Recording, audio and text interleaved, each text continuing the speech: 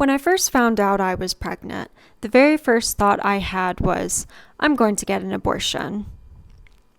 Even though, deep down, I actually wanted to be a mother. So why would I think that? Because the world tells us you should only have a baby if you've earned a degree, secured a career with savings, tied the knot, and bought a home, and you followed the rules to parenthood readiness. I was 30 years old, but I wasn't any of these things. I'd only been with the father a short time. I didn't have much in my bank account. Spent my 20s battling anxiety, depression, and the kind of trauma that keeps you in survival mode. These are the reasons that women consider abortion, not necessarily because they don't want to be a mother or have a baby, but because America makes that decision for them. But the scariest part wasn't the money, the house, or the relationship. It was this one simple fact. America is the only developed country without guaranteed maternity leave. Not paid, unpaid, nothing.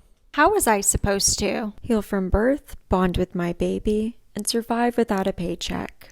The average American only has $1,000 in their savings account. I knew I would be left with two choices: give birth and return back to work before I was healed, or burn through my savings in postpartum recovery.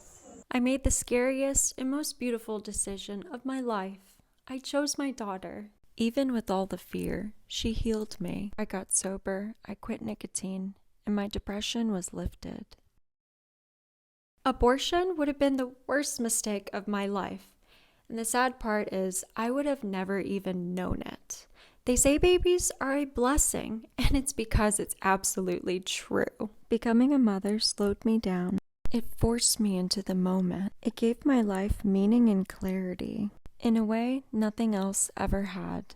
But how many other women are forced into impossible decisions because they don't see another way to survive? Only in capitalism do we make having a baby an economic decision.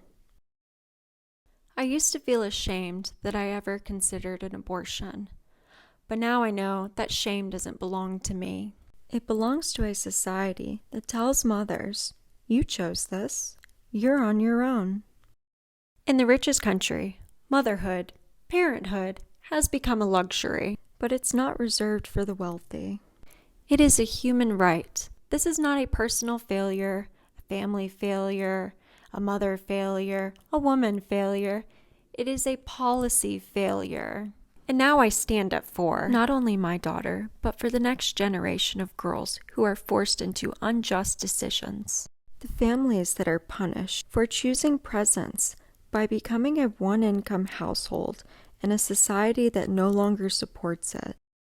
And for the babies born into separation, who only long to be with their mother, their entire world. Because choosing a child should never require financial courage, and I will never stop fighting for a world that chooses mothers back. If my story resonated with you, I'd like to know in the comments if you have any personal experiences, what your thoughts are. I don't feel any shame about exposing this because we need to talk about it or else nothing is going to change. In my next video, I'll discuss the maternity leave crisis in America. If you're ready to join this movement for paid maternity leave in America, for mothers to be seen as essential and for babies to not be seen as burdens, but the future, please subscribe to my channel.